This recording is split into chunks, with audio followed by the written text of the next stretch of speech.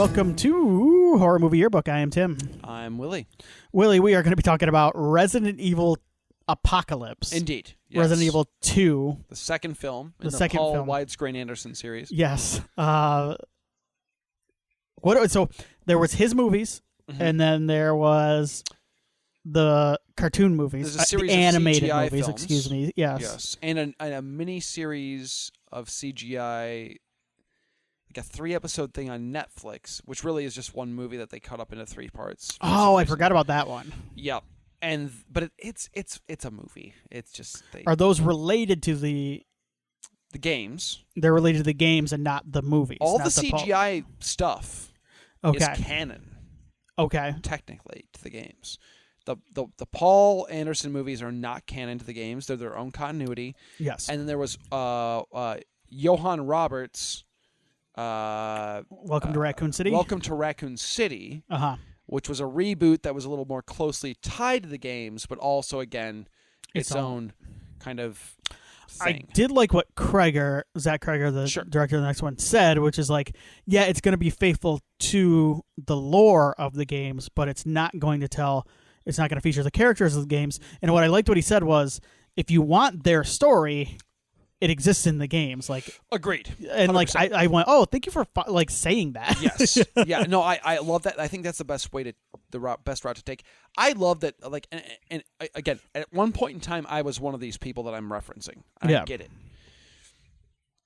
I was like, why can't we just adapt the first game? I don't understand. Like, people in a mansion, surviving. Like, why can't we take that plot of that first game and just make a movie?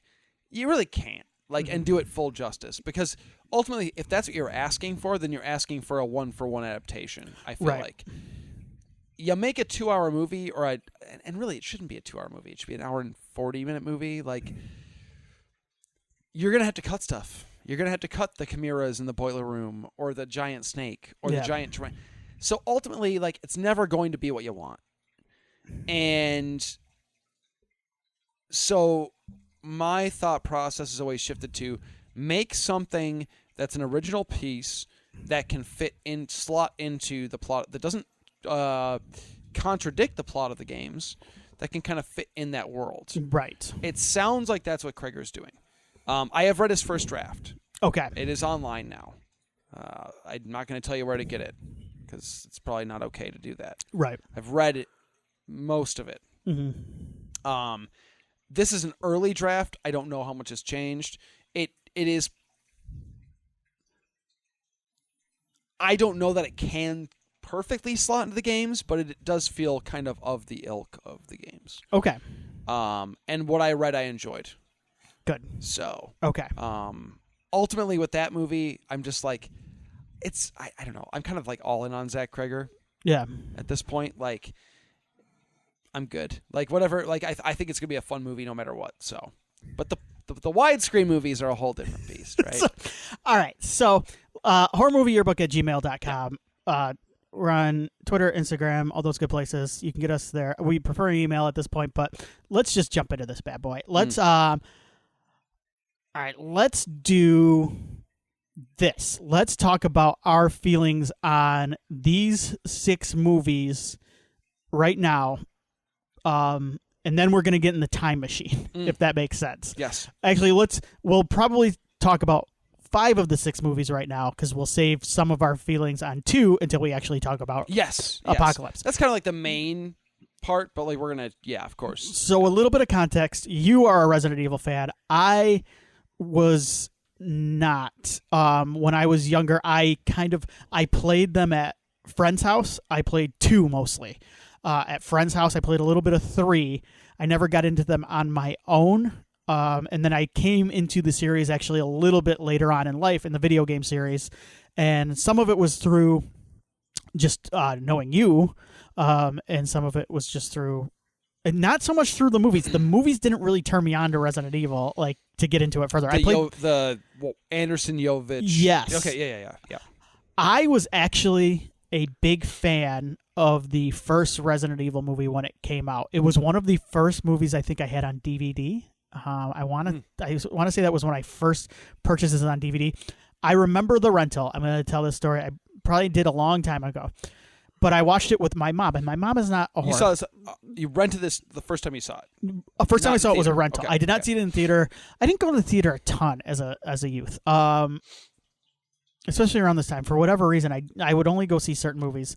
This one I didn't see. I think it would usually be my friends were into horror around the time I was, but they weren't like... You were what, 17 when this came I out? probably would have been... Yeah, Yeah, 18? 17, 18.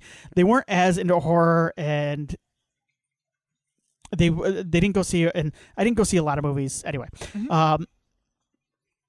So I rented this on DVD with my mom the first time. My mom sat and watched it. I just don't think she wanted to do it. Like she was not a horror fan, but she watches horror sometimes. And I think she was just genuinely It's not like hardcore horror either. Like it's like kind of light. I think I think it came from a very sweet place. I think she probably wanted to see what I was interested in. Like she probably wanted to know why I wanted to watch this, and she was watching it. I think she was enjoying it until the cross section laser kill, where the guy's face, because she went, "Whoa!" Like, what is this? She's like, I'm never watching this. Like, she's like, you finish this, and then she would joke, you finish this and you put it in the freezer, so I never have to, like the old Friends joke about The Shining in the freezer. I remember, and like she was like mortified, but I always felt bad for scarring my poor mother, and she still remembers that to this day. I messed her up, huh? You messed her up. The laser kill with the guy's It's face very like good. sliding. It's cubed. Honestly, it's still my favorite sequence in the movie. It's a great I think. sequence. Either that or the dogs. So anyway, I was a big fan of that, and then that's kind of how I watched these movies throughout. But I would say, as we get into I'm going to go through movie by movie. Willie, where do you come from on these? Because you were a big fan of the games. On the series as a whole? Yeah. So I was following I played the first game in '96, so I was 10. It was absolutely horrifying. I was already a Romero fan at that point in time, so I was obsessed. Like, I love video games. I loved Romero's movies. To be able to play essentially what I like in my 10-year-old brain was like, I'm playing a Romero movie. It was different than that, but like in my mind, it was like I'm playing a Romero movie. Yeah. And like that was like I was through the roof, like over the moon, the whole whatever you want to say. And I played 2. I played 3. I beat both. 2 was the first game, like the first adult, grown-up video game I beat on my own without help of anything. So that will always be kind of a special place in my heart of like I was like 11, 12, no 98, so 12. Okay. And I beat that game myself. Yeah. Like I kicked its ass, and I felt so proud. Which one was that? 2. Okay, that's 2. Impressive. Yeah. I didn't beat 1 until later. Funny enough, like I played 1 and I got too scared and I stopped. I beat 2 and then I went back to 1. But I was a big fan of the games, and I remember there was an advertisement in the booklet for Resident Evil 2, I believe. That was like, Resident Evil the movie is happening, blah, blah, blah. And I was like, what? Yeah. And I thought, oh my God, like, I love Romero's stuff. I love zombie movies. I love these games now. I'm kind of hooked at this point in time. Now we're going to get a movie of this. So, like, it's coming full circle. We're going to get a new zombie movie. And, like, we were in a zombie drought, which is hard to believe now. But, like, no, we were. Because like, zombie stuff was not... The 90s are a dead period for... Pardon the pun, but, yeah. I was thinking back, I think, so, like, Army of Darkness is technically... The Night remake. The Night remake. That was, like, 1990. Returning the Living Dead, like, 3. It was not good. Yeah. A lot of direct-to-video schlock. Yes. And a lot of stuff that was... The Living, The Dead Next Door, stuff like that. I guess you could count was Cemetery Man 90s, but even that is such No one knew what the hell that was, though. Yeah. I mean, like, honestly, like, unless you were, like, digging deep, I didn't know. Even that's, like... When that came out, I didn't know what that kind of a was. zombie movie. So, like, it is... That, looking back on it, and the just absolute... like glut of zombie movies we've had over the last 20 years, like and shows. Yes, the 90s there was nothing. It's hard to believe, but it's very true. Because Romero didn't do any zombie movies during that decade either. No, he didn't do it again until Land 2004, 5 with Land. And honestly, you could probably post Resident Evil movie. I was gonna say you could probably thank this movie for some of him getting a chance to do that. This movie and the Dawn remake. The Dawn remake is the other one, yeah. Were the two that I think kind of brought the zombie stuff, started to kind of like, it was in the zeitgeist again. Yep. And rightfully so. I think both movies are a lot of fun. Yeah. But yeah, so I was following this movie, the development, because I was like, oh my God, this is happening. I read every Game Informer article about it, every EGM article about it. I used to log on to homepageofthedead.com, which is a Romero site, like fan site, on my school computer when I was in high school, and I was like trying to find every because at this point Romero was attached, and I was like, God, this is like, I'm in heaven. Romero dropped, and I'm like, okay, the guy who did Mortal Kombat's doing it. That's cool. I liked Mortal Kombat. He did Event Horizon. Okay, sweet. Like, this could be cool still. Like, I'm bummed about Romero, but it is what it is. Romero hasn't made a movie in a long time. Maybe he just wasn't feeling up to it. Who knows, right? The story came out kind of after, but it's fine. Then I started seeing production stills, and I was like, oh, fuck, there's zombies. I was so pumped. Yeah. And I went and saw it, and I wound up being pretty entertained by it. Like, I recognized even back then, like, you know, I would have been 16 when the first movie came out. And so I recognized it was going to be different than the games. I knew that. I was okay with that. But, like, ultimately, it was a cool zombie movie. It had the umbrella stuff going on. The liquor popped up. The dogs. I was pretty satisfied. Yeah. And it felt like Aliens. Yeah. You know, like it was like soldiers going into a place against insurmountable odds or get their ass kicked, and a handful of them make it out. Yep. Maybe, if they're lucky. And it had this kick-ass soundtrack by, like, Marilyn Manson, like the score. The soundtrack itself, there were a bunch of songs at it too, right? There's a lot of songs on the CD. They're not in the movie. Right. The score, though, which is also on the CD, is by Marilyn Manson. Like, he scored the movie, which is crazy to me. Yeah. Like, it's really fucking good. Yeah. It's like a cool metal score, I think. So I was into it. And then I had to watch it with the volume really low this time, so it's loud. It's not loud. Yeah. Don't want to get the kiddo up. Yeah. Or the wife, even. Yes. Either one. So they announced the sequel. The movie made a good amount of money, and they announced the sequel. Okay, like the first movie kind of sets up that we're going to do the Raccoon City thing. Hell yeah, let's go. You know, like, if there was one thing missing from the first movie, it was like the characters from the game. So I was like, okay, like I'd like to see like Jill or Leon or Chris or whoever, Claire. I'd like to see somebody. And so I saw interviews with Anderson and Jovovich and whoever else, and they were saying, like, we're going to, like, kind of bleed that first movie into the games, and this second movie is going to be, like, we're going to have Alice, the character from the movie, is kind of doing her storyline, and Jill doing her storyline. Nemesis is going to be in it, and, like, it's going to be this kind of, like, 2 movies in one kind of thing. Yeah. And, okay, cool. Like, I like that, because I kind of want to see where they go next with Alice. She's interesting enough. She's not, like, there's cool... You could do more with her. You don't end the movie. She's not interesting, but, like... Well, there's still mystique. There's a mysteriousness to her story too at the end of the first one. Where she come which from? Is a flaw of the first one that they actually don't explain enough. It's true. It's true. But I was like, I like Jovovich enough to where I'd be like, okay, like where are we going with this character? Yes. But also appreciated, like, okay, we're going to bring the characters from the games in a little bit too, and there might be some interaction, but we're going to try to keep it, whatever. And then the second movie came out. I won tickets to it through the Free Press, Detroit Free Press. Oh, yeah. I won a Resident Evil trivia contest. Nice. I did. Nice. I won tickets to it. Yeah. To see it, I think 3 weeks or 2 weeks or 3 weeks before it came out. I took my dad. It was my date because my dad was my movie guy. And we went and saw it. And, I was like, oh, this is not good. I did not like the second movie when I first saw it. Let's save a little bit of the second movie until we get into the plot. And then I went through the movies. When did you watch the rest of them? Do you remember? I skipped the third one in the theaters because I was like, I am good. I'm all set. Watched it on DVD. Yeah, let's talk about the third one. Wound up being pleasantly surprised. Yeah. I thought it was well directed. I thought it was well shot. Russell McKay, right? Who did director of the Highlander. Razorback. and Yes. Ricochet, the Denzel movie from Russell Crowe in that one. Ricochet. Oh no, that's not is- Ricochet. No, Yeah. Ricochet is Denzel, and I think it's got John Lithgow as the. Oh, yep. Okay. Solid movie. Razorback, good exploitation. Yes.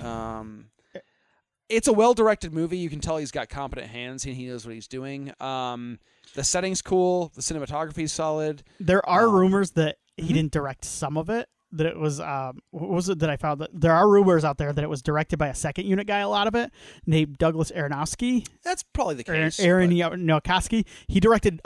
He did go on. That guy did go on to direct Nurse 3D, which was a. Do you remember Nurse 3D?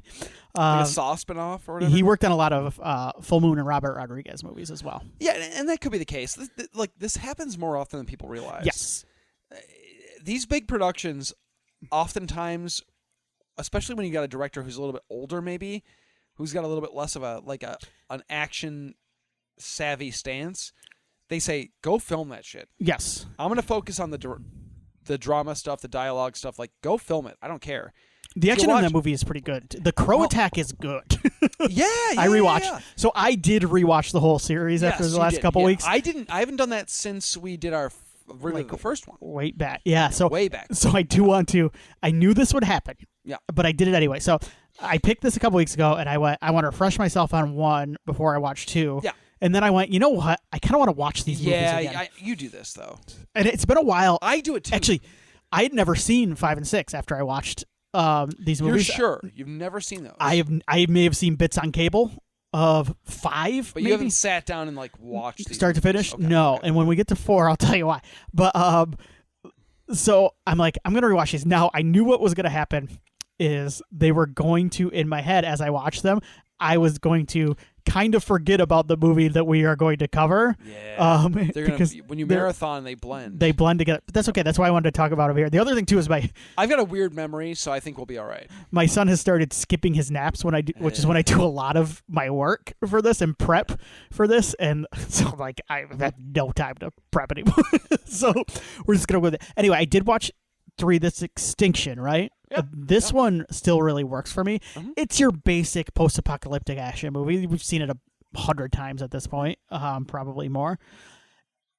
I like the cast. Mike Epps is back, who is also in 2. Oded's back. Oded's back. He's fun. This is where we meet Claire, right? Claire comes. This is our first Ellie Claire Larder. Redfield. No. Is she in 2? She's in 4. Oh, I'm talking about Extinction right now. Is she in 3? Yeah, she's in 3. Is she? Yes. I don't remember her in 3 Yeah. at all. Yikes. Maybe Yeah. I'm not as savvy as I remember. She's in 3.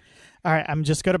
This is where now you've got me questioning, that if she's in 3. Let me look at the cast of this bad boy. Yeah, there's Ellie Larder right there. She's Claire in Redfield. 3? Okay. Yeah, All right. Ian Glenn. Ian Glenn, I remember. Yeah. Yeah. He gets Spencer tentacles Locke is at the end. Kmart. Yeah. Kmart shows up again in 4. Oh, Ashante's in this. That's right. Ashante's She gets killed by crows. yes, very brief segment, kind of a flirtatious segment with Mike Epps. I No, recall. she's not in 3, is she? Who? I'm looking at her right now. She's Ellie Larder. Yeah, she's in 3. I am tripping. So, anyway, Continue. Sorry. there's a moment. She's in 3. Yeah, You're right. there's a moment in this movie Huh. that I'm convinced Russell, through Paul W. widescreen, a solid here. There is a moment where Mila Jovovich, because we get the clones, some of the clone stuff in this one, she's holding a naked Mila Jovovich, and I went, "Oh, there you go. That's for you, Paul." He's when he takes the reins back, it's all about Mila. Yeah. One more thing, I like the more serious tone of 3. It's a bit less. 2 is silly as shit. Mm-hmm. Too silly. 3 plays things pretty straight, and it does feel kind of like some of the games feel, where it kind of feels like a sidequel in some ways, where it kind of feels like Resident Evil, like New Vegas. It feels like a Code Veronica or a. I know that's false, but I was making it like because they No. go to Vegas. I know what you mean though. I think people. Yeah, I think the problem with 2 is it's trying to play it straight, but it's so stupid that like Nemesis. we'll get into it, but like that's a good example. Like they're trying to play it straight clearly, but like it doesn't look good or move good, so it doesn't work. And they're doing silly shit like the motorcycles through the church window.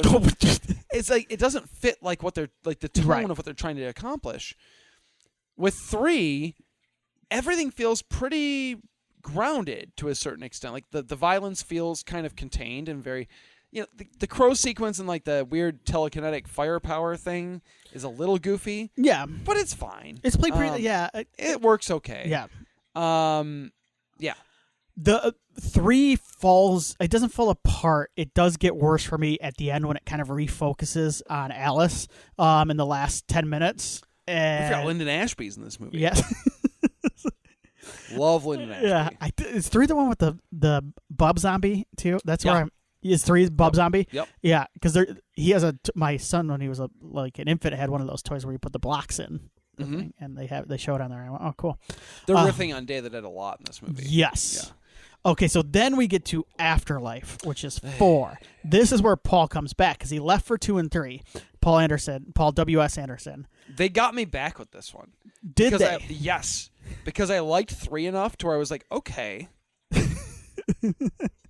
I can accept these movies are not going to adapt the games. Yes. That's okay. But that's a pretty solid movie. Right. And then like, Claire Redfield's going to be back. And like, apparently I didn't remember she was in 3, but like she's going to be in it. Yes. Chris Redfield's going to be in it. I love Chris Redfield. Yeah, hell yeah. Let's go. We got more game characters. Wesker's going to be in it. Like, because he's kind of in 3 a little bit at the end. But like, he's on like video screens and stuff. Yes. I was like, hell yeah. Okay. Now we're talking. Like, we're going to get some cool shit here.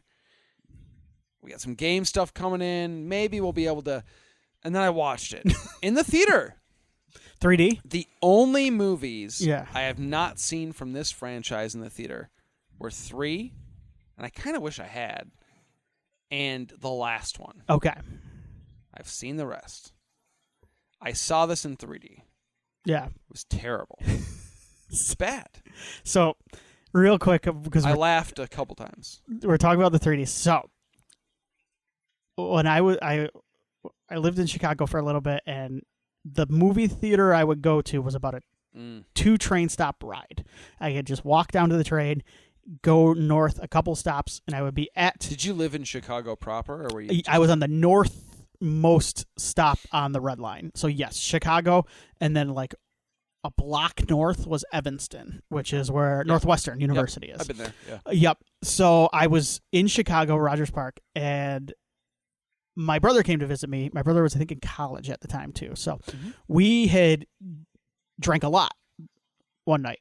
Sure. As you do. And we both had he obviously had the day off. He was visiting. And I had the day off from work, and we were just kind of sitting around. And I'm like, hey, do you want to just like go sit in a dark theater for a while and like air conditioning and like just kind of ride out this hangover we have, like this massive hangover. We just get on the train and go a couple blocks north. He's like, yeah, hell yeah. And he's like, what do you want to see? I'm like, I don't know. Let's just ride the train and go see what's playing. This is it's just like, I don't think I've done this much in my life where I've shown up at a movie theater and just looked at the marquee and went, I'll take that one. So I got there. We got there, and I'm like, do you want to see this Resident Evil movie? He's like, yeah, let's just do it. Let's do it. He goes, I've seen those movies. This was the excitement level too. It's just like both of us are just like, yeah, we've seen those movies. I liked the first one, and I liked 3 even at the time. But I went in there. We went drunk. In there. You're like, I don't remember. We were still like, we were very hungover, like and probably still drunk. Yes, and we were in there, and I just remember just being assaulted by the 3D in this movie. You saw it in 3D. I saw it in 3D, and it was the worst experience of, like, I'm not even saying movie experience. It was one of the worst experiences of my life. Yeah. Like, I'm just like, I might throw up at any point. Like, I feel horrible. Why did I do this? But I sat there the whole time because I didn't want to move. And like, at least I had a pop. Yeah, that's something. So that caffeine. Yes. Late in the day during the hangover day. Yeah, it's a savior. A savior. Yeah, and, like, I'm sure I had like candy and popcorn and stuff. You're coming back. I'm rallying, but like I feel horrible, and I've got Paul W.S. Anderson like throwing like sunglasses at me. Like, shards of glass are flying, and it's like, what the fuck? Coins were flying. Coins. So many coins in the fourth. It's a weird. I will say this: if nothing else, 4 is bad. Mm-hmm. It's not good. It's got a very funny Kim Coates performance. Yes. Very funny. Yes. There's a hokiness about the 3D bits that gave me a bit of a nice, fun, nostalgic chuckle that reminded me of like the early 80s 3D resurgence. Right. So like the coins flying at the screen. The only reason they wrote coins flying at the screen into the script was that they knew they were going to do 3D. Yes. The same reason that in Friday the 13th Part 3 3D they had the guy do yo-yo tricks. Right. It's like the hokiness of that, like this is gonna be 3D, so we're gonna write this shit into the script. I appreciated the carniness of that. It was great. And that's about it. Oh, and the slam dunking the plane was really good. So that's the NBA player. There's right? an ex-NBA player named Luther, and he comes back in 5, if I remember right. I think everybody comes back in 5, pretty much. Yeah. No, but Allie Larder's not in 5. Yeah, you're right. She's like the one person. She's in 6. She comes back in 6. It's very confusing. And then like Wentworth Miller never comes back. No, but he plays her brother. Like they never acknowledge like what happened to that guy. It's very strange. The best thing about the other great thing about this series of movies is anything. So first of all, every time one of these movies ends, it sets up something kind of cool for the next movie, and the next movie immediately ignores washes it away. And every explanation that is given revolves around clones at some point. They're just like, yeah, it was clones. Yeah, they do a lot of weird stuff like that. Like, like everybody died on the way back to their home planet. Yeah. Like that's kind of like it's bizarre. That's watching this They movie. introduced like Leon and Ada in the 5th one. Yeah, those are like big game characters. And the 6th one, like, do they even explain what happened to them? Not that I caught. But I will say, like, the White House is the end of the 5th one, right? Yes, President Wesker fucking rocks, dude. All right, we'll get to the 5th one in a second. Yeah, I'm sorry. The last one thing I want to say, the 4th one is hilarious too, because it is he's always getting, like, he rips off everything. Paul W.S. Anderson. He's always ripping off Aliens, and he rips off The Matrix quite a bit. The 4th one, though, rips off The Matrix, like, crazy. Too much. It is insane, and it's also, like, 10 years after the sequels. And it looks worse. But the Wesker is Mr. Anderson. The Wesker fight is bad. It's so bad. He's not Mr. Anderson. Well, he's a Mr. Anderson, but then he shows up at the end and he feels like the architect. Agent Smith. yeah. No, Agent Smith, not Mr. Anderson. That's what he says. But he's also like the architect too. Like, so, like, it's like info dump and also annoying acrobatics. And he's in a white room and shit. That sequence is bad. It's so bad. Yeah. It's a bad movie. It's my least favorite of Without the series. Yeah, I think it's the worst. Now we get to Retribution, the 5th. 5 might be a worse movie, like in terms of like story and plot. Yeah, and like there's not a lot going on. General craft outside of the action scenes. There's a couple of like pretty good ones. But 5 is funny as shit. 5, it's a blast. I've decided it's my favorite in the series. It's not the best, obviously. No.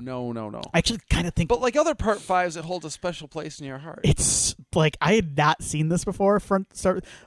It's you're insane. Right. It's so fucking. This movie starts. 5 starts with the end of the last movie in reverse, and they play it.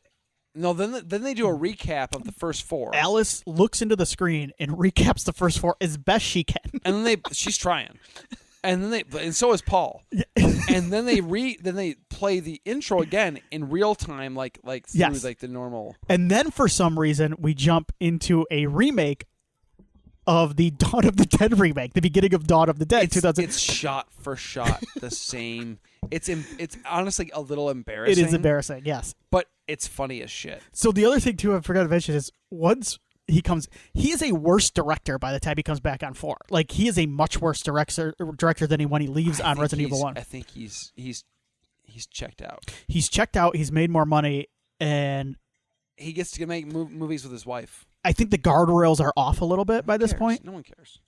He's making them on tiny budgets, and they're raking in like 4 times their budget. Sony's happy as shit. Sony's happy. He's just kind of. You're right. He's kind of just doing his own thing. Hey, Wouldn't you? Yeah, honestly, I don't blame him, especially with he was a very hated director amongst nerd circles. Sure. Yeah. And I'm not. Don't him and Mila strike you as the types who are like, we saw you from across the bar. Absolutely, yes. Right? Yes. Which is great. I'm not mad at either one of them. I think it's fantastic. Absolutely, yes. They're casting a lot of hot people in the movie. That's all I'm saying. I'm not going to say anymore. I don't know anything about these people. I said, like, they buy you a shot of absinthe at a bar in Bulgaria or wherever the fuck Are they're you shooting. saying no? I don't think I am. So he comes because the thing with him is I will defend his early work. Sure. I'm not like saying he's like Spielberg or whatever. I think he's a very talented filmmaker, honestly. Yeah. I don't think he's a crazy good writer by any stretch. Right. You don't hear who he reminds me of, and I'm gonna get killed for this. Zack Snyder. Okay, yeah, I can see that. Visually, I think he's a really, really, really, really talented filmmaker. I think he's got really strong ideas for concepts of stories. I think he could use some people around him to help him massage the idea, right? Yeah. But he can shoot an action sequence like nobody's business. 5 has some good stuff. 5 and 6 have some good action sequences. There's some killer stuff in those. Yeah. Mm-hmm. And Mortal Kombat, there's some killer stuff in that. What's funny about the first Resident Evil is, now that you bring up Mortal Kombat, it's probably my third favorite of his movies because I like that one. And Event Horizon's my favorite of his movies. I think Event Horizon. It's his best movie. Yeah. Yeah. And then Mortal Kombat I like more than Resident Evil, I think. That first Mortal Kombat. Yeah, I think so too. But like, yeah, that's a compliment because he's gone off the rails. Yeah, I mean, what did you do? Pompeii? He's done a couple. He did a Monster Hunter movie, Three Musketeers. He did a movie I watched with Batista and Mila Jovovich called In the Lost Lands. Oh yeah, that is basically a Fury or Road ripoff. I kind of liked it though. But he's making like. Him and Mila are doing what they're doing, and it's all good. Like, they're making movies in, like, Prague. Yeah. And, like, random European countries you've never heard of before. Yes. And that's cool. Like, and they're probably getting weird tax write-offs for it, and they're making a living. And they got kids, and they're like, hey, I'm not mad. I hope they're happy. No, I'm not. No, I'm not. They're not affecting my life in any way. In any way, shape, or form. Actually, back to Retribution. They gave me 90 minutes worth of pure joy with it. You had a smile from ear to ear. Kevin Durant is in this movie. He's great. He's a ton of fun. That's Barry. Yes. My boy Barry from Resident Evil 1, and yeah. He has like this, like the red vest from the game. Michelle Rodriguez is back as like 3 characters in this. Yeah, that's weird. Jill's back. Jill is back. She's got the Resident Evil 5 weird thing on her chest that makes her mind controlled. Mm-hmm. It's never explained. Sorry but for it's that. Really awesome. Yeah, sorry for that noise I made thinking about Jill and that. That actress is very attractive. Yes, and I did not recognize her in this. Well, she got blonde hair now. And she's got blonde hair. Yes. And she's got like a cat suit. Yes. Yeah. Indeed, she does. There's a lot going on. There's like Russian, there's like a couple Odette fairs too. There's two. There's a good one and a bad one. They're both good to me, and there's no such thing as bad Odette fair. Cullen Salmon's back after getting cubed, much to your mom's disdain. He's back. He is. Does he get cubed again? Somebody gets cubed in this one too. Yeah, right? I don't remember who. It's no. Somebody gets cubed in the 6th one. They do the callback. Oh yeah. That's at the end of the 6th one. Glenn gets cubed. I mean, 6 was better than I thought. It's still not great, but 6 was a little more fun than I thought. It's just kind of more like weirdly like. It is a little too dour at times. It's a little too. But anyway, yeah, 5. Sorry. Oh my god. There's like Russian like zombie on motorcycles. There's a giant liquor. They just take the liquor, like the model of like the CG model from the first movie, and they go, "Let's make it big." Yeah. And they make it like giant. Yeah. And it's just like smashing cars. Wesker's the president. At the end, yeah, he's like not in the movie much. He's like, and I thought he's like come to the White House, and I thought the way it's a horrible shot. It's horribly framed because he's like so tiny in the president chair. Mm-hmm. I thought like, oh, he's like beaming himself in. Like he's not actually He was there. there though. But he stands up and I'm like, what the fuck was the framing on this? Yeah, and then he's like, everybody come to the White House. And they come and he's like, we got to fight these bats. And there's like bat monsters flying around. I was like, what is going on? And there's a horde of like what is going zombies and shit. Right and by the sixth movie, they're just like, they forget about what happens. I don't remember. Is there an explanation? Yeah. Everyone dies but Alice. They're in the dome, or like they're in a dome, right? Is what happens. But isn't it like watch this? Isn't it just like everybody dies but Alice? Yeah. Like isn't that like most movies end that way where it's like, forget all the characters you just met. They're all dead now. Yeah. Alice is still here though, so you're safe. Your tether is still here to reality. Yeah, what happened? Yeah, I just watched this, and I, for the life of me, don't remember how they get out of it. No. And I didn't care because who cares? Yeah. These movies make no sense. I respect that they actually try a couple times. It's almost like going back to the Alice stuff and like how you don't know enough about her at the beginning. It's almost like they planned for 6 movies, but they didn't actually come up with a plot for 6 movies or backstory for 6 movies. Mm-hmm. They just said, we need about 5 or 6 movies to delay like trying to explain what we have. It is kind of impressive, isn't it? Like they just push off, yeah. Like, but 6 not bad. 6 is not bad. 6 is fine. Okay, so I'm sorry, I was distracted because I'm looking at the plot. I'm like, how did that? What? Yeah, happens? What did they do? Did you find it? She wakes up in the White House. Everybody's dead except for her. Yeah. And Wesker turns out to be he was bad. Shock. And then the Red Queen helps. Shows back up. She's like, go back to the place from the first movie. Yep. So like they do the full circle thing. That's kind of fun. The full circle stuff kind of worked for me, weirdly enough. Which is silly because we've come so far, but like it does work. Like, yeah. I remember that being fine. Like I didn't hate the 6th movie. I just remember going like, wow, we kind of dialed it back a bit. Yeah. Because those 4th and 5th get zany. Yes. And 4th is I read a couple people compare these movies to the Fast movies, and I think it kind of works in some sense. Yeah. Because that's fair.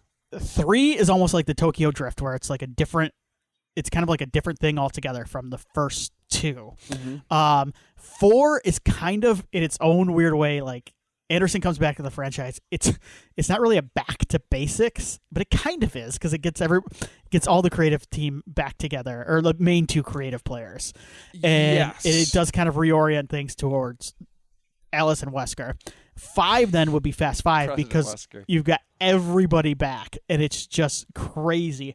It's not as good as Fast 5. Fast 5 is like legitimately good action movie. This is, and then 6, I guess, would kind of fit along those lines as well because that's kind of like, this feels like the Friday the 13th franchise to me. Yeah, in a way, not one for one, but kind of as a general kind of through line. It does. All right. Let's get in the time machine. We're going to talk about something other than Resident Evil for about 5-10 minutes here. Okay. Give me a time machine noise.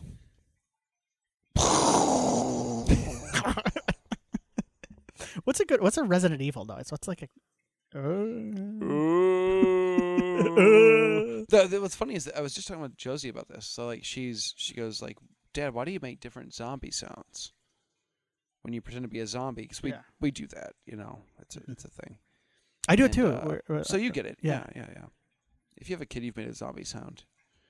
And I go, well, there's old school. So there's like 2 zombie sounds. There's like the old school zombie, which is like Resident Evil 1. Yeah. And like Romero, which is like, ooh, like the, ooh. And there's like the newer ones, which is like the, yeah. They snarl a lot more. I go with when I'm chasing my son, I go with a classic brains. I go like that's a good one too. Yeah. Which that's closer to the first one for sure. But so we just talked about that.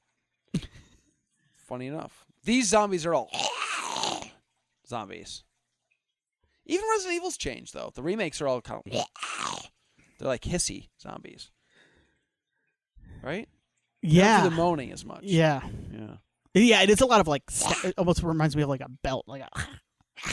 Yeah.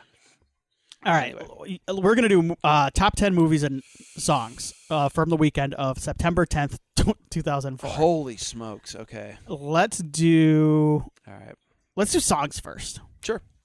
At number 10. This is what, 2004? This is September 10th, 2004. Oh, let's give it. Oh, that's right. Yeah, first. Yeah, go ahead. Number 10, My Place by Nelly, featuring Jaheim. I don't remember this one off the top of my head. Nelly, I liked. Yeah.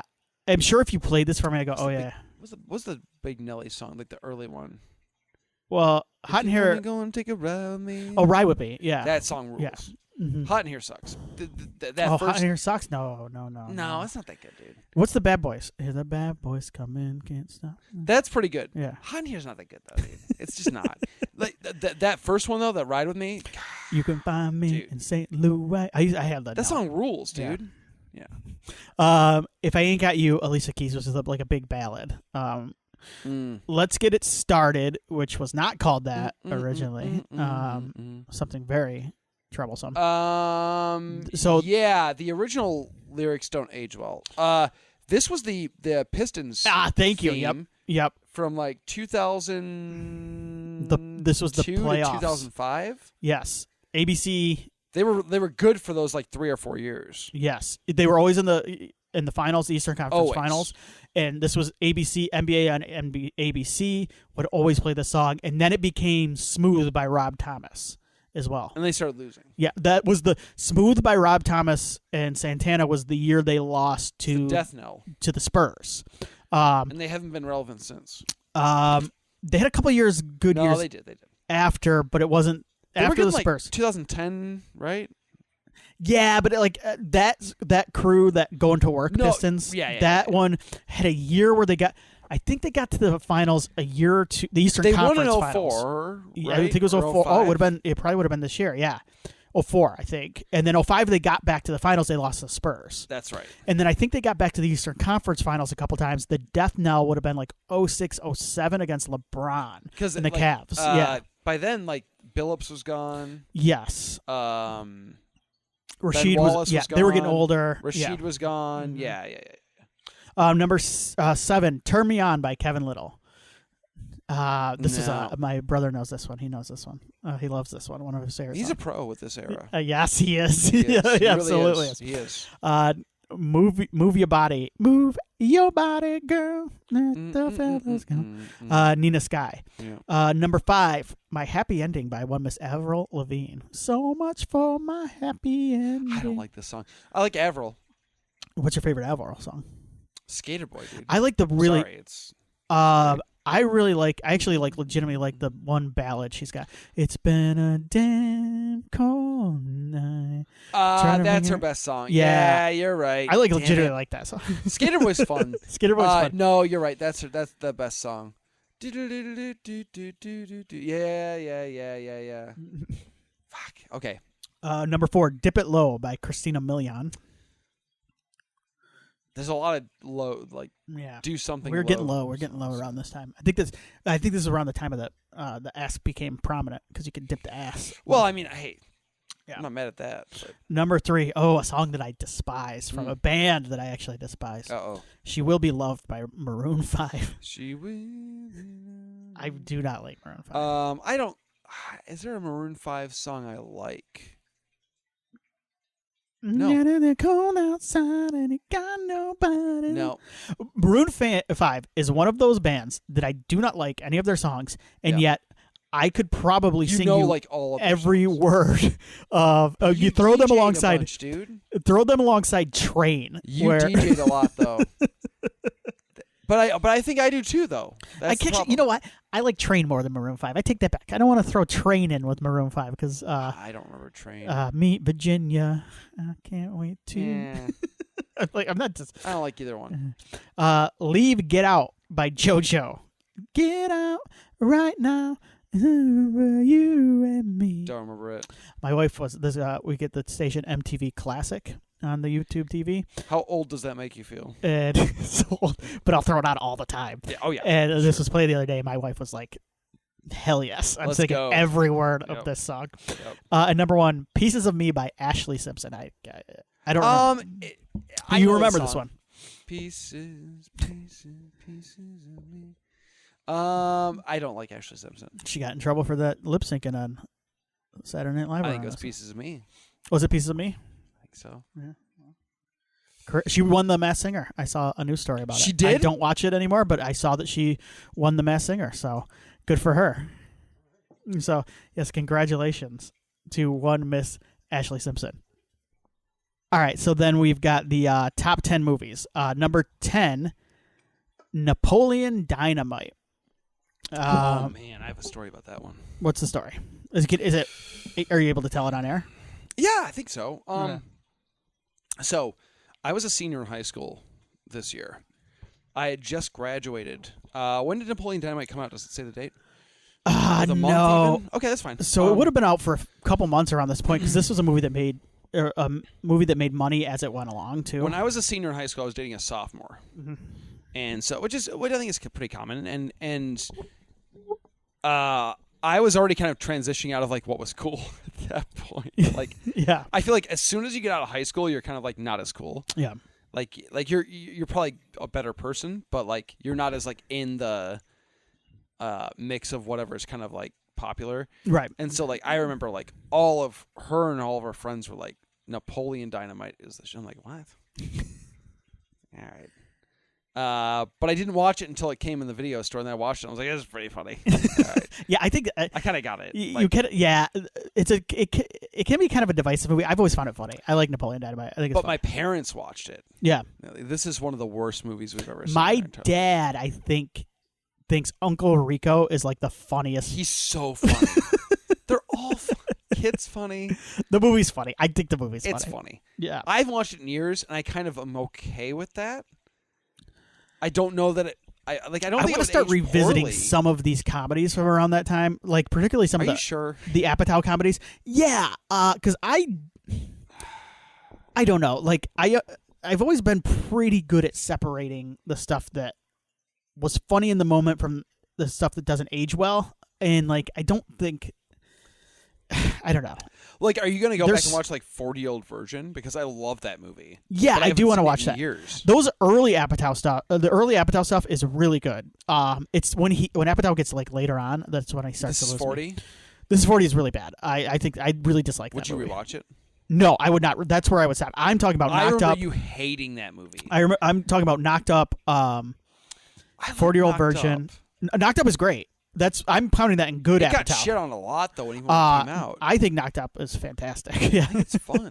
Yeah. Anyway, so let's move on. Number 9, Vanity Fair, which I think is like This was Julia a- Roberts. Yeah, this was. I think wasn't Streep in this. Sounds right. Yeah, I the don't know, period yeah. piece. Never saw it. No, I never saw it. Number 8, Collateral, which is the Tom Cruise Jamie Foxx movie. Oh, Michael Mann. Michael Mann. I like this movie quite a bit. Yeah, it's good.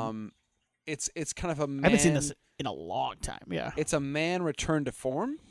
It's a rare Tom Cruise villain movie. Mm-hmm. I like Jamie Foxx. It's Jamie Foxx is a weird actor where he can be excellent or like what really are you bad. Here's what I admire about Jamie Foxx. He always goes for it. He does. Yeah. It's just sometimes he goes for it, and whatever his instincts are were not good. Electro. Yeah. Maybe The Soloist. Oh God. Yeah. Probably not great. Yeah. I remember when I first watched that, I was like, "Oh, this is kind of a sweet movie." And then I looked back and I'm like, "I don't know." Some of he's kind of the same way in comedy too, where like sometimes I think he's very funny, and then sometimes like, like you are not. what are you doing? Like this is too much. You're not. He's also a guy that like will win an Oscar and then host Don't Forget the Lyrics on fucking Fox. Yes. Yeah. Number Beat Shazam. Oh my God, I forgot about this movie. Number 7, Paparazzi. This was a Mel Gibson produced movie. That's right. Starring Cole Hauser, and Cole Hauser goes nuts at the paparazzi. Mm-hmm. And because this is kind of like Mel living out a dream of his around this time, if I recall. I think I've seen this. It's not. I good. know I have seen it, and I don't remember thinking it was very good. I think I've seen it. And I'm a big Cole Hauser fan. Well, yeah, he's Carter Verone. And unfortunately, I have a soft spot for a lot of Mel Gibson's work. Oh. Work. It's okay. All right. I heard Carter Verone might be back for Fast. What? This will be 11, right? Is this happening? Sometimes it's okay to take a break. I think this franchise is never going to die. Universal is always going to want to revisit that IP because it is very popular. Mm-hmm. But I think it's okay if we don't do one for a while and maybe just wait till Vin decides he doesn't want to do it. And maybe we just reboot the thing. You think it's the end of Vin? What's that? Do you think it's the end of Vin? Do I think it's the end of Vin? In these movies? Like, are we going to get closer to the Toretto saga? It's okay if we already have. Or, you know what, you could just... No, because what you could do is you could just ignore Vin and just be like, hey, this is Vin's son. Now he's a street racer. Wasn't he saying that Paul Walker was going to be back in this movie or something? Yeah, this is what worries me, is he's 100%... He's not even going to do, like, the still kind of weird thing of using his brother that looks like him. He's going to just fully recreate Paul Walker with it. Number 6, Anacondas, The Hunt for the Blood Orchid, which I believe is the sequel to John Voight's Anaconda. Direct-to-video, never saw it. Oh, it's not direct-to-video. It was in theaters at number 6. Oh, my God. Yeah. Never saw it. Number 5, The Princess Diaries 2, The Royal Engagement. Seen it. Is Anne Hathaway in this one? Yeah. Okay. PD1's better. Okay. Yeah. I would imagine. It's a better film. 2 is all right. I like those movies. They're very sweet. Number 4, a forgotten, by me at least, Matrix ripoff starring Jet Li, Hero. Hero's all right. Yeah. I like the early... Or am I thinking of The One? Oh, I'm thinking of The you're One. Thinking of The One, but that's the but Matrix this is an ripoff. early Jet Li U.S. movie, though, still. This is a period piece. This one's not bad. Yeah. Not bad. Yeah. Even The One's all right. Jet Li had a pretty decent track record early on, and people kind of forget that. He kind of disappeared from the... I don't know what's up with Jet Li. I don't know what he's been up to. Hopefully they bring him back in the new Mummy. As he is a part of the... Okay, that's what happened. Yeah, he had a couple good... The One was good. Even Romeo Must Die was cool. Yeah. Yeah, there were some cool movies. Jet Li did some pretty good stuff. You're some right. cool stuff. Yeah. Number 3, a comedy Without a Paddle. I like Without a Paddle. Is that Dax Shepard? Dax, Seth Green, and Matthew Lillard. Okay. Nice trio. Yeah. I don't. A lot of people hate Dax Shepard. I don't hate Dax Shepard. He's fine. He's kind of annoying because he's like a podcast guy now, which I don't. It's funny coming from a podcast guy, I guess. I don't like Dax Shepard and Kristen Bell together. They're obnoxious together. Yeah. Sure, that's fine. But him as a person seems all right. I've never hated him in what I've seen him in. And I'm mostly joking about that too. I know. Yeah. They seem... A lot of people are tired of them, I guess. I don't know. Yeah. Whatever. I love Lillard. Yeah. And I like Seth Green. I like Seth Green too. So, I don't know. Again, you were just saying revisiting comedies from this era. This would be one I'd be wondering, does this age okay? I remember there being some stuff that... I get this one confused with Strange Wilderness, which is a very... I love that movie. Strange Wilderness is a very funny movie. That one I think would age fine. Yeah. This one... I remember weird half-naked tree women or something. I do remember that bit. Brittany Daniel, I think, is one of the tree women. She was a tree woman a lot in these movies. Yeah. Or not a tree woman. Half-naked woman a lot in these movies. Yeah, we talked about Club Dread a year or two ago. Yeah. Yep, that's another one. I don't know. I like this movie. Number 2. This is a movie I actually like. This is an early Chris Evans movie. Cellular. I like Cellular. Is this Joel Schumacher? This, or was that Phone Booth? Schumacher's Phone Booth. Okay. Cellular was Evans. Statham was in it. It was Kim Basinger. I believe so. I like Cellular. It's not a bad thriller. Evans is not the lead, though. I don't think. Okay. Isn't a Baldwin in this movie too? This is a weird. This one I remember watching on DVD. It was a free rental because it was at the video store at the time. Phone Booth was the Colin Farrell Schumacher one. Yeah, it came Kiefer out around this time. Yeah. Yes. Yeah, this was Basinger, Evans. Okay, Evans was the lead, so I take it back. Who's the director? Because this would have been post Fantastic Four. David R. Ellis. David R. Ellis, who I think did Final Destination, right? He did Snakes on a Plane, Okay. Shark Night, Okay. Get Into the Greek. Ooh, yikes. Yikes. Speaking of that's a problematic movie because that's got Russell Hotel Brand. for Dogs. Russell Brand and P. Diddy, if I recall. That one is not a revisitable movie, I don't think. Let me see. So it's weird because his credits have stunts on them too. Okay. He directed Shark Night, The Final Destination. Okay. Asylum, Snakes on a Plane, Cellular, Final Destination 2. Let's go. Yes. Do you know what his first credit was? His only directorial credit before Final Destination 2. What do you think made him like they went, this is the guy. It's got to be some like weird like family movie. Homeward Bound 2. Okay, yeah, that sounds right. And then finally, you can nail a sequel. The movie that we are about to talk like 25 to 30 minutes about, maybe less. The number one movie in America with $23 million. Wow. That's what you're talking about. These movies made money. They always made money. Resident Evil Apocalypse. Yeah. All right, let's do the plot here. Yeah, right. All right. You sound super enthused. Former security operative Alice and environmental activist Matt Addison escape an underground genetic research facility called The Hive after a zombie outbreak. The pair attempted to expose illegal experiments being performed there by the pharmaceutical company Umbrella Corporation. Is that what's going on? Before they were taken into the custody by Umbrella. He's an environmental activist? Yeah.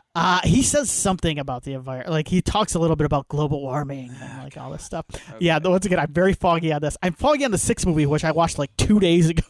Wait, you're describing the first movie. What's that? Keep going. Is there more? They escaped the lab. What is the... No, this is how the second movie begins, yeah. We don't... So, okay. Do we get more? We do get more information on what Umbrella is doing in the movies as the series goes. I think about this. We don't. We have an idea that they want in the 6th movie. It is kind of explained that the board or whatever wants to start an apocalypse so they can rebuild the world in their image. I guess. So we do get an explanation by part 6. Here's what always cracks me up, though. This is not part 2 related, so we're totally off topic. We're going to be off topic. Mm-hmm. The 5th movie. Yeah. Okay. So in the 3rd movie, we've established that the world is like Mad Max shit. It's like desert, right? Like, I think they state in the 3rd movie, like, the water is dried up. The T-virus has turned the world into a barren wasteland. Yeah. And then the 4th movie opens with, like, a lush greenery, like, there's, like they're flying over, like, oceans and, like, lakes and, like... Remember, she's got to find someplace, too. Yeah. So let's pretend there's some existing still. Okay, that's fine. Alkali, or I always say Alkali Lake. Arcadia. Arcadia. Oh, Alkali Lake's Wolverine. That's it. Yeah. Remember that fucking video game from Xbox? It was so sick. The Wolverine game? Yeah. Bro. Let's go. Dude, my testosterone just shot up like super fucking rocked. It rocks so fucking hard. Anyway.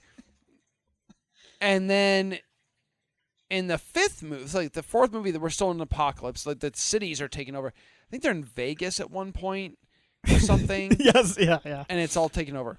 The 5th movie, and here's where I start to kind of lose my mind, is the 5th movie, Umbrella, and I only bring this up because you brought up Umbrella's plot, their motivations. Yeah.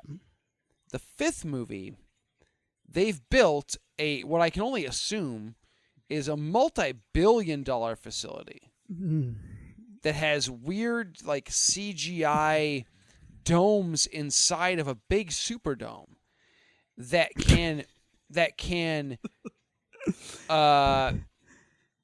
realistically generate versions of Tokyo and Moscow and presumably other major kind of cities in the world because they want to test they're testing, and they say this at one point in time, they're testing the effectiveness of the virus in those environments. They keep retesting the Tokyo thing. Right. Using clones. Yes. A lot of clones. So the Umbrella Corporation has the ability to recreate full-scale cities, which they've destroyed now. Yes. And recreate full-scale populations, which they've destroyed, to test something that they already know works because it's destroyed those things, to sell it to who? Who? How are they making money? What is that, like, if eugenics is the goal, let's say, okay, money's not the goal. There's no one to sell this shit to. The world's gone. Yeah. So money's off the table. If it's like a eugenics thing, like we're going to like start over with like the perfect people. Yeah. They did that. Like we're good. Yeah. Like you killed the world. Right. Start over. It's very strange. I kind of always thought though, like maybe there are, to your point on money, maybe like this is part of the, if you want to, you can't really dig too far into these movies, but if you want to, I'm just saying, it does feel, there are certain things that feel relevant to our time about giant corporations kind of using common people or people in general as their kind of guinea pigs. No, you're right. And I do think that maybe they have, maybe they have leveled all these cities and all of, like, we're dead. But the people high up, the rich people, the people that can afford to live high up in these buildings and these mansions, maybe there's a bit of a land of the dead. Like maybe maybe they are still somewhere in living. Maybe the overrunners are still out there. All right. I'll go there. A team from Umbrella investigating the hive is overrun by zombies, which spreads the outbreak to nearby Raccoon City. In response, Umbrella quarantines the city and evacuates crucial personnel. Angela Ashford, daughter of researcher Dr. Charles Ashford. He's so fucking funny. What's the actor's name? Jared Harris? Yeah, he's so bad in this. He's not good at this. I like Jared Harris. Yeah. He's really bad in this. Yes. I want my daughter. He's like, so, fuck. Okay. Sorry. Goes missing after her security guard is involved in a collision during the evacuation. Yeah, we get a lot of that during this time. Meanwhile, yeah, this is the portion where Alice kind of disappears for a little bit. I know you said that like they were gonna do like two halves of a movie. That was a plan, yeah. But it feels like they kept that part of the script where it's just Jill. Yeah. Yes. Meanwhile, disgraced Stars operative Jill Valentino returns to her precinct to urge her fellow officers to evacuate. Okay, so I want to say something real quick because this is a controversy that when I was reading reviews and boy. So her tube top and her outfit in this movie, okay, I'm gonna defend it to the point where like, yes, it is absolutely not practical. No, but like ridiculous. it's from the game, right? It's spot on from the game, and I'll say this: like, it is what it is. It's stupid. I don't know what to tell you. Yeah, it's dumb. I guess my thing is, do you want it to be faithful to the game, or do you want it to be realistic? Because if it's realistic, she's in like a police uniform. Yeah, I think she looks cool here. She looks cool as shit. Who cares? Maybe she's wearing the tube top because she thinks, "Oh man, I look cool." She's hot and she can fight zombies. It's awesome. I don't know what to tell you. Like, I mean. Yeah. Don't they try to explain it too? Like she's like off duty, or she got suspended from the force or something. Yeah, she's like, I don't know why she's hanging out in that, but like it's yes, it's silly. Okay, just kicking back, watching little Friends on the TV. Who cares? I guess like that's small potatoes to me as far as I'm concerned. Like they've kind of corrected. That's a low hanging fruit criticism. Like for this movie, yeah. Like okay, thanks. You pointed out that she looks ridiculous in her tube top. She does. Yeah, she does. She also looks good, so good for her. Yeah. Like they've course corrected in the games. Like if you look at the remake of 3, she's not doing the tube top and the skirt anymore. She's wearing an outfit that's like functional. Yeah, makes sense, and that's totally cool. Like I'm glad that like That's not too. Yeah. She should not have been the remake in a tube top and a skirt. That would be Yeah. insane. You're trying to kind of ground these things and kind of update them for like doesn't make sense. But like this is a movie that was based on a game that came out in 1998. Yeah. Nine, I think. It is what it is. Like yeah, it's fine. All right, now we're back to Alice. She awakens in a deserted hospital and wanders the city for supplies while Umbrella evacuates civilians via the only bridge. At the bridge, Jill encounters her former partner, Sergeant Peyton Wells, but a civilian turns into a zombie, biting Wells. Yeah. Upon the outbreak reaching the bridge, Major Timothy Kane, leader of Umbrella forces, Bad guy. seals the exit, forcing residents back into the city. All right, so who are the characters from the games that show up? Jill? Just so far. okay. What do you think of the interpretation? They've mentioned the Ashfords. Okay. The Ashfords are from the games, but not these people that were. The last name is the only thing that's kind of like in common with the games themselves. Outside of the tube top discussion we just had, what do you think of Jill in this movie? I like her a lot, actually. She feels like Jill, kind of hard nosed, but actually like there's some vulnerability as well. So it's nice. Again, it's kind of what sucks is it's kind of the opposite. Like not the opposite, but it's kind of like what really should be being done with the Alice character, where the Alice character never feels like a strong female character to me. She feels like the weird male interpretation of what a strong female character is. Right. Which is like a robot who's happens to be a woman who can fight things. Weirdly enough, she has some like motherly moments in part 5. And then 6, she's more vulnerable too. Yes. I actually think in 5 and 6 there is a little bit more of that. Agreed. Not in this movie. Yeah. She's the Terminator. There's nothing there. And so she feels her entire plot in this one feels very undercooked, very like she's just there because what are you gonna, like? You can't ignore the fact that she was the main character in the first movie, so you kind of have to do something, right? I don't know. Jill works for me in this movie. It's a shame they could. It's tough because like it would have been weird to like do that first movie and then not bring Jovovich back as Alice. But at the same time, like having her and Jill kind of be the co-leads. Yeah, it doesn't. There's the balance is not ever going to work, and Alice kind of wins that. That battle, I guess. All right, here's the cast here. Oded Fair as Carlos Olivier. From the games. He's from the games. Yep. What do you think of his interpretation of it's Carlos? Fine. Okay. He's tough. He's got that. He's got that.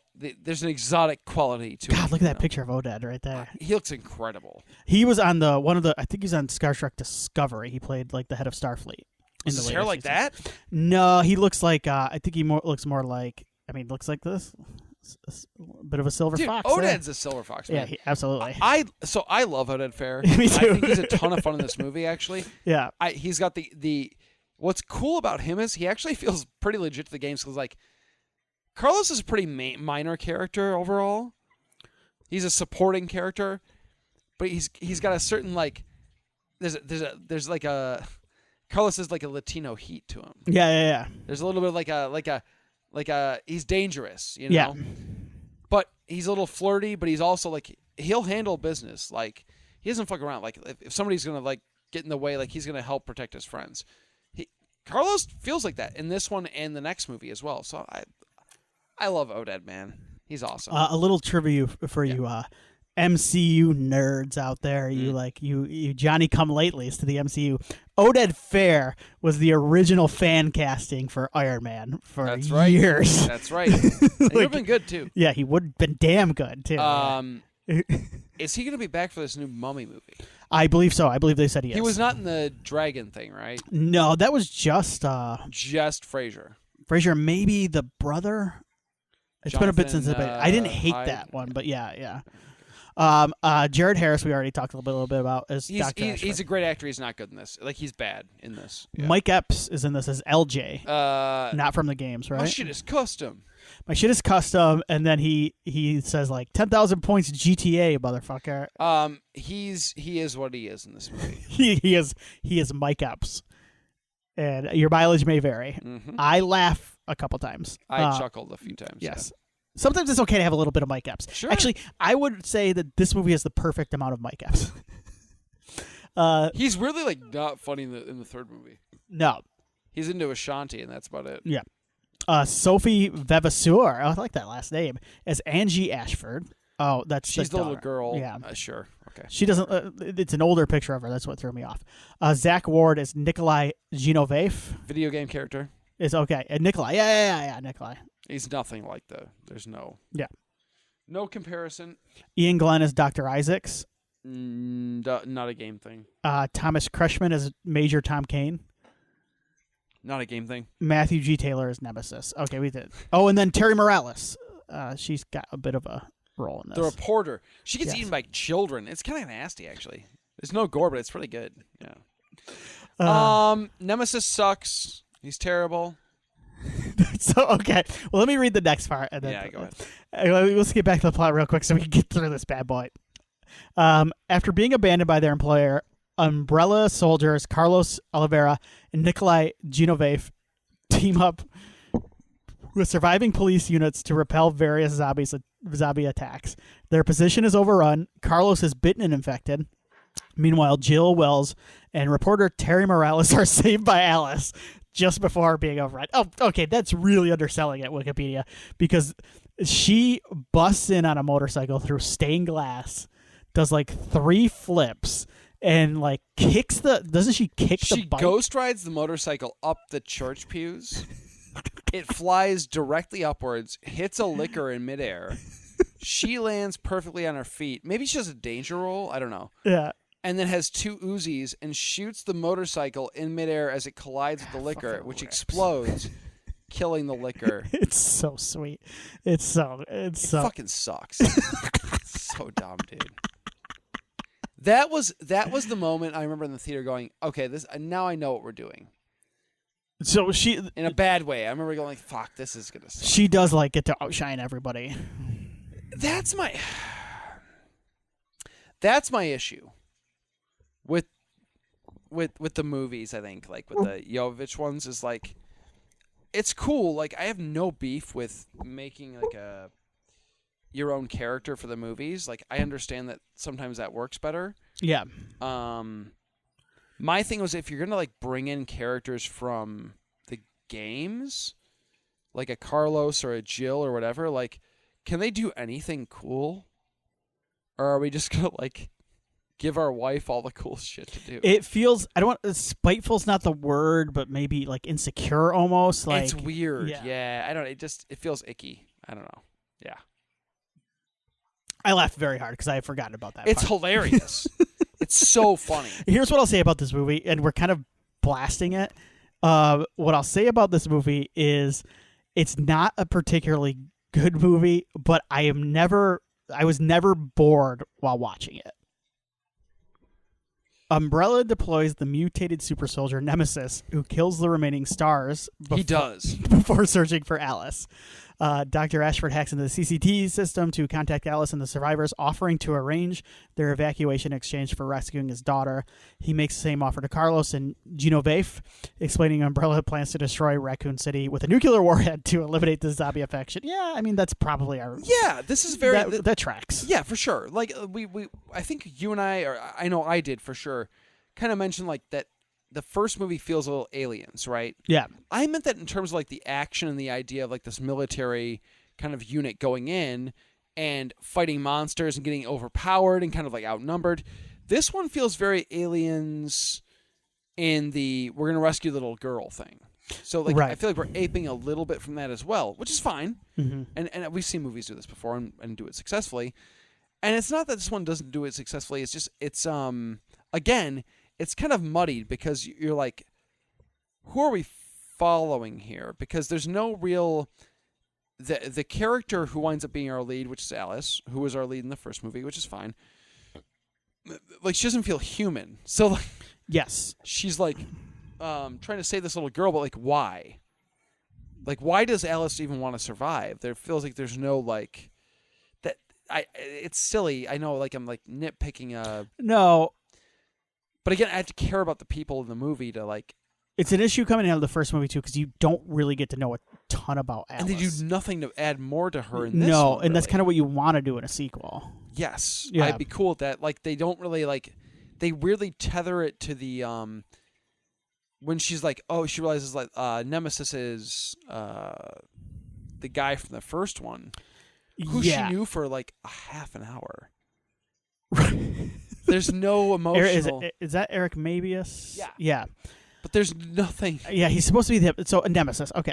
So Nemesis, which game is Nemesis in? 3. 3. Okay, and it's Mr. X in 2, right? Yes. I've They always never did Mr. X in the movie. I've always been more of a Mr. X guy. I think he would only work in the game though, because he's kind of such a big, like, weird looking character. I don't know if he'd work in a movie. I don't know if he'd work. Nemesis would work better. Jump scare wise, he might work in a movie.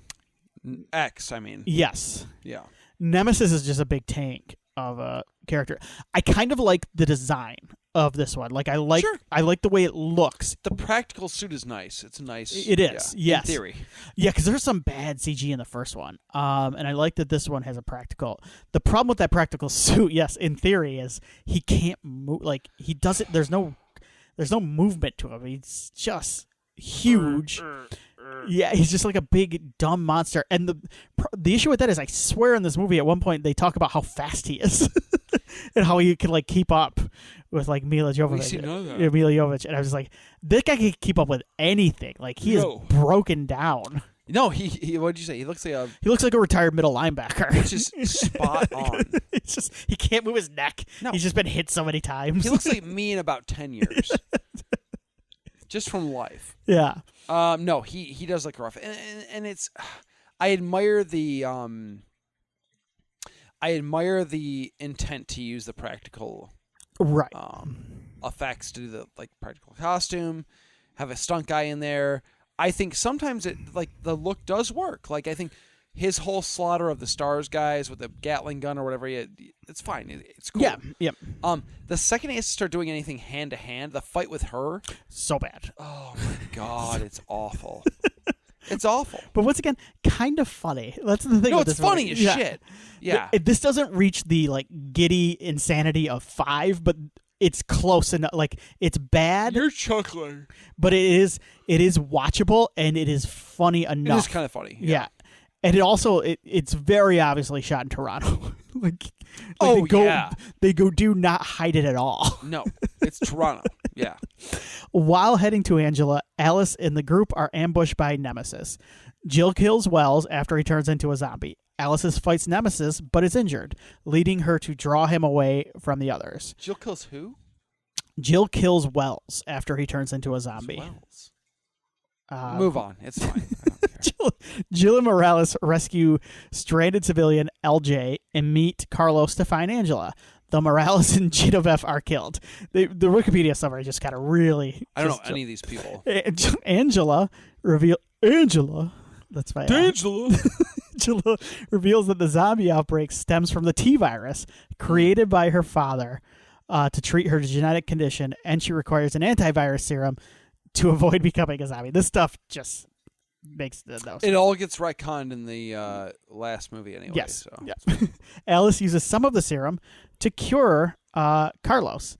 Good. Dr. Ashford informs Alice of an extraction point with a waiting helicopter. Okay, I kind of like this bit because that was like the game. Mm-hmm. Yeah. That's cool. I was just like, oh, a helicopter. Yeah. Hell yeah. There's always, but like the I'm like Leo pointing at the screen at the beginning. Yes. Yes, you're right. The helicopter always gets blown up, though, I swear. Yes. The group reaches the rendezvous, but are ambushed by Umbrella forces. Kane kills Dr. Ashford and compels Alice, revealed to be enhanced by the T-virus, to fight Nemesis. Alice seduces Nemesis, but when she discovers Doesn't that... he say finish him at one point? I think so, yes. Oh, who is mutated by... Matt, who is mutated by Umbrella's experience. Okay, we stop here. Yeah. This is the... This stuff. This is awful. This is...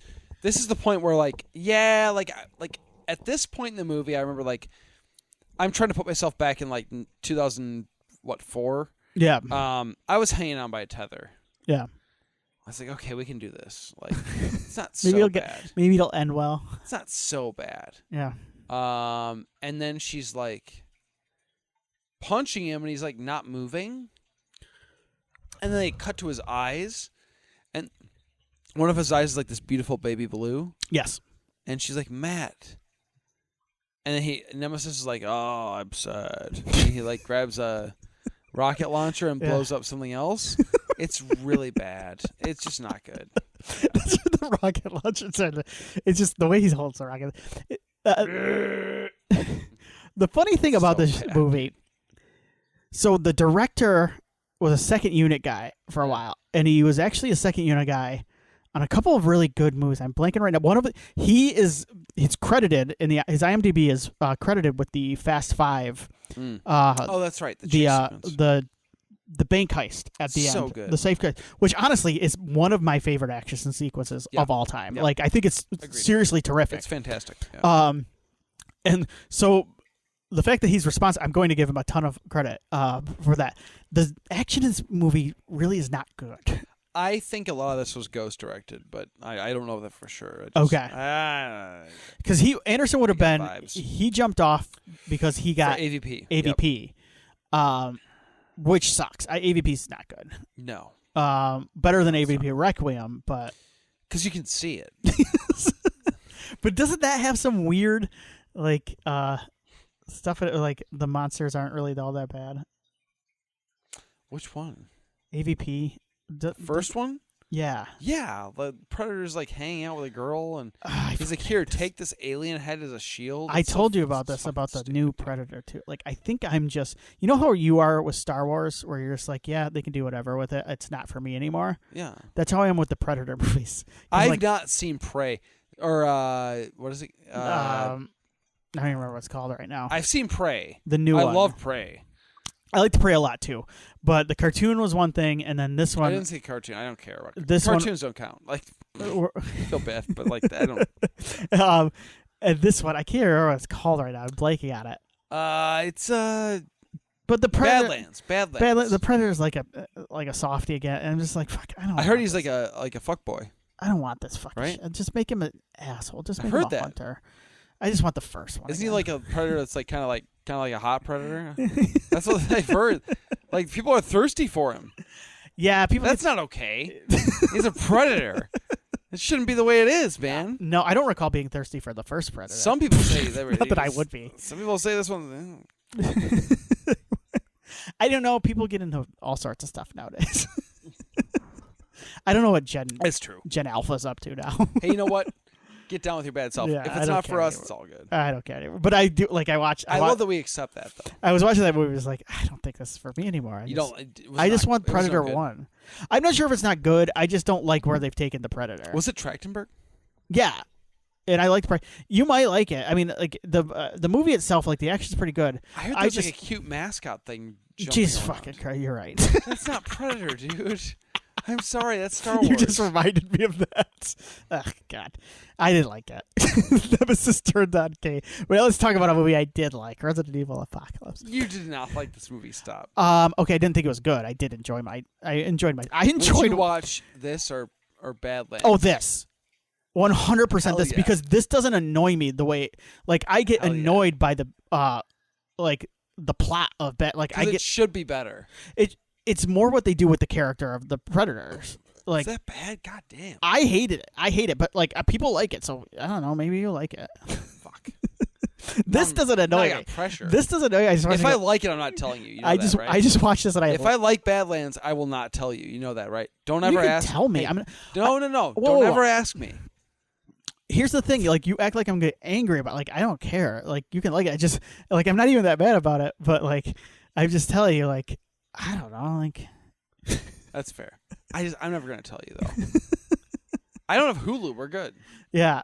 I canceled it. Yeah. I canceled Netflix. Do you know how good that felt? That actually felt really good. That was very free. It was going up again. It's going up again. I don't like. I feel the pressure to like watch stuff on it, and like I had nothing to watch. I didn't even watch Stranger Things. I did. I still have 10 minutes I'm left. I'm gonna keep Stranger Things, and I gotta keep Netflix until Stranger Things is over.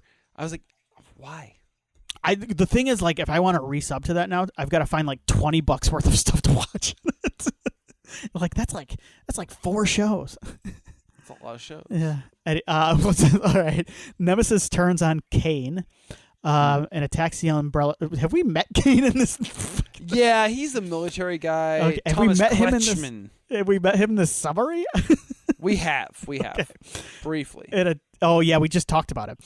It attacks the umbrella troops, but is killed while protecting Alice. The remaining survivors seize the helicopter and eject Kane from it, and he is killed by zombies. Mm-hmm. By the wheelchair zombie, which is great. Yeah. Love that. That's good representation. I love that. I hope I hope that someone was watching this in a wheelchair and went, yes. Get him. Really, a lot of times in wheelchair horrors, we either get people in wheelchair horror. We get the guy who gets macheted in Friday the 13th, or Texas Chainsaw, which was usually folks in wheelchairs are victims in these movies. Yeah, I'll say this: Resident Evil's pretty progressive. Yeah, in 7, the old lady in the wheelchair. Oh yeah, I'm not going to say any more. Turns out she's more than meets the eye. As the survivors escape, a nuclear warhead detonates over the city, and the resulting blast wave causes the helicopter to crash, as it would.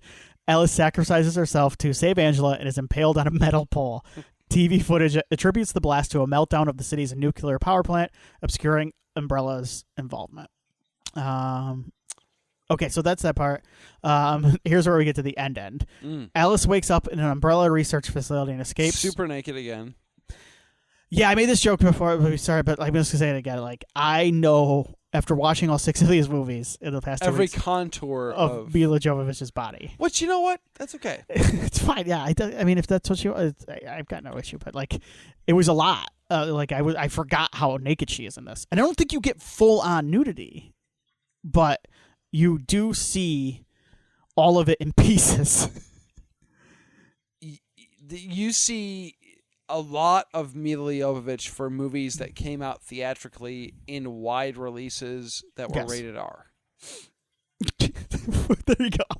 She's naked in like the first 2 for sure. Yes. After that, I think she's pretty clothed, right? And she has moments where she gets back in that one, the weird like hospital gown thing. Yes, that's not quite it's like her. A piece of paper.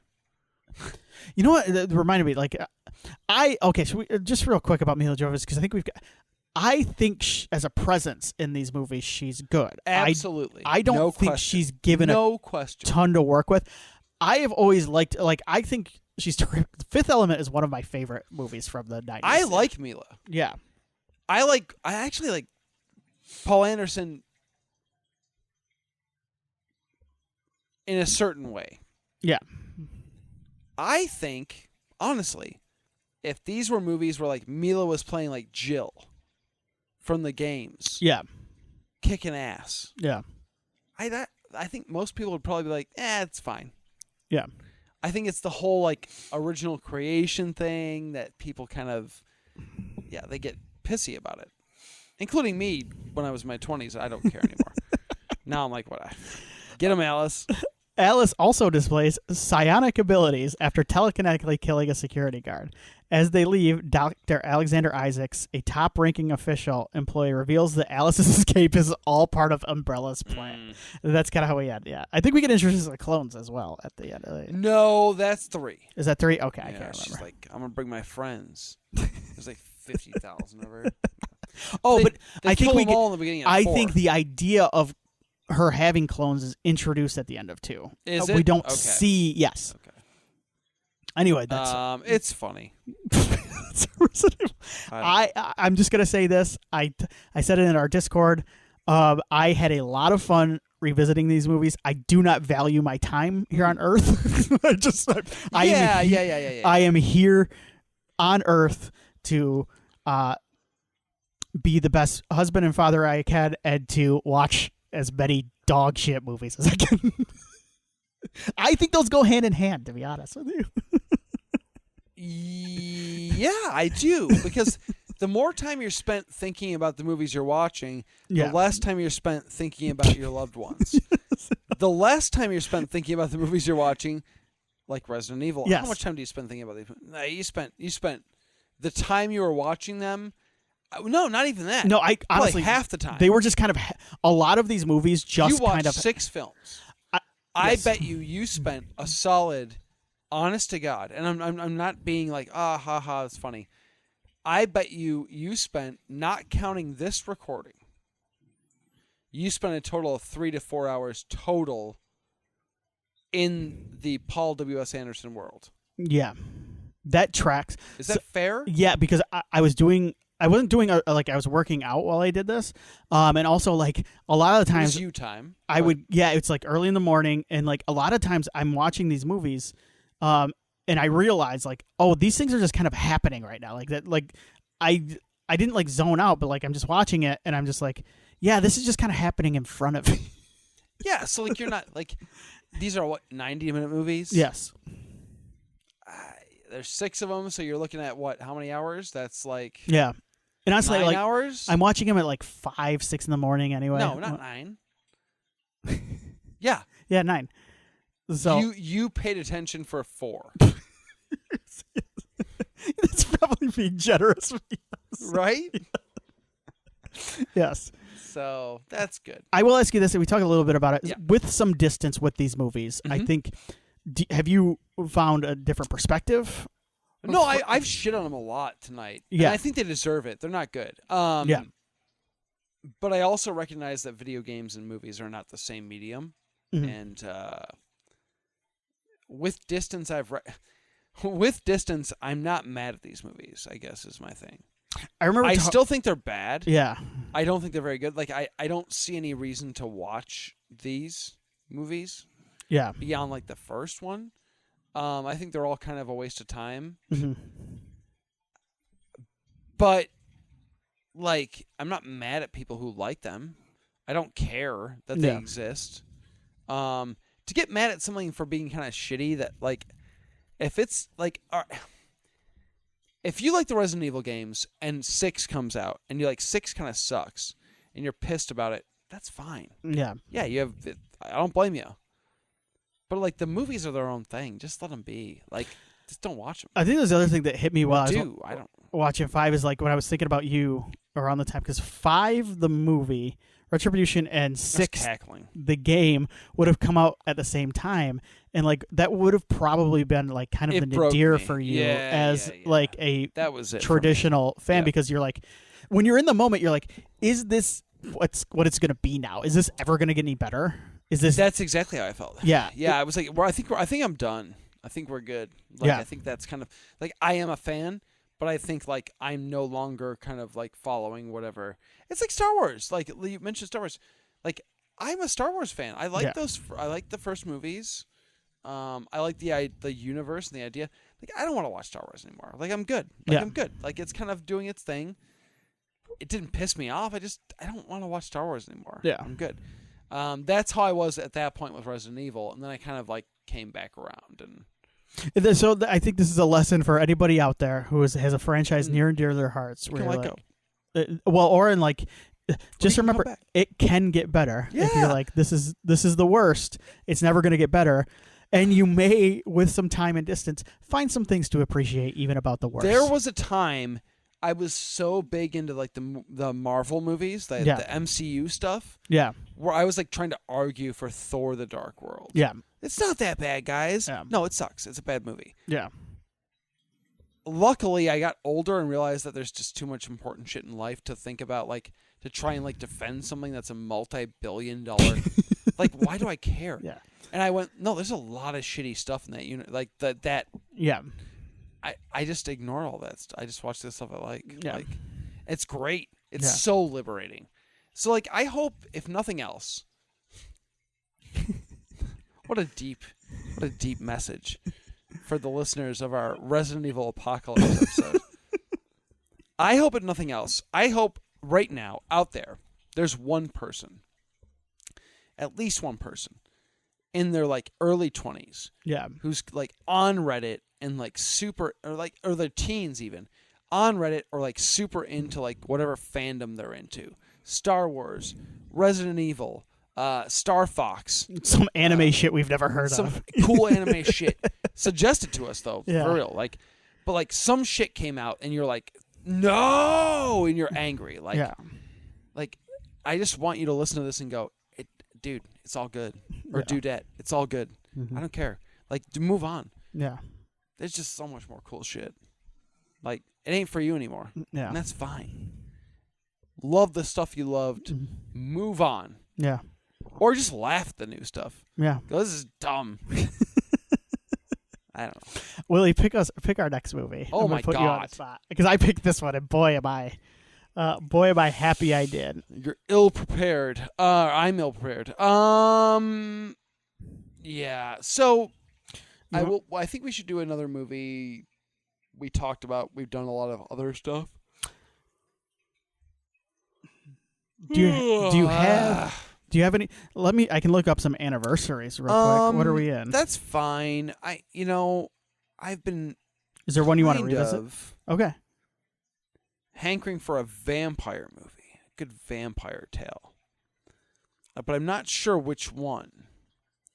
We've covered a lot. We covered Fright Night, I think. Yeah, covered Near Dark. I think we've done the class. Covered Lost Boys. We've covered 28 or not 20. That's a zombie movie.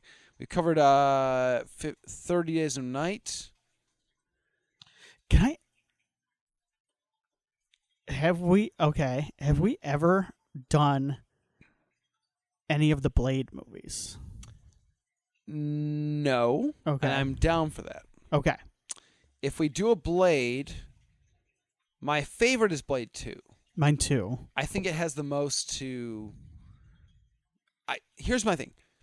Much in the way we covered a lot of the Resident Evil franchise with covering Resident Evil 2, I think it's fair to say we'll also talk a bit about Blade 1 and Blade 3 when we talk about Blade 2. We're not doing a full review ever of Blade 3, certainly. Yeah. And probably not of Blade 1.